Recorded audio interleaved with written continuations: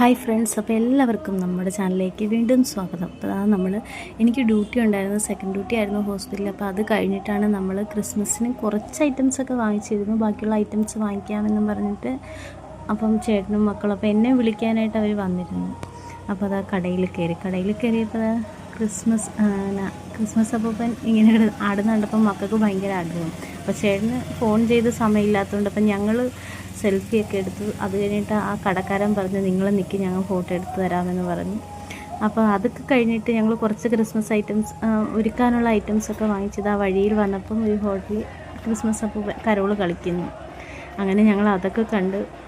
അപ്പോൾ നമ്മുടെ ക്രിസ്മസിൻ്റെ ചെറിയ ചെറിയ ഒരുക്കങ്ങളിലേക്കൊക്കെ തുടങ്ങി. നമ്മൾ വലുതായിട്ടൊന്നും ആഘോഷിക്കുന്നില്ല, എങ്കിലും അതൊരു സന്തോഷം. അപ്പോൾ എല്ലാവർക്കും ഞങ്ങളുടെ ക്രിസ്മസ് ന്യൂ ഇയർ ആശംസകൾ. Happy Christmas! Happy Christmas! Happy Christmas! Happy Christmas!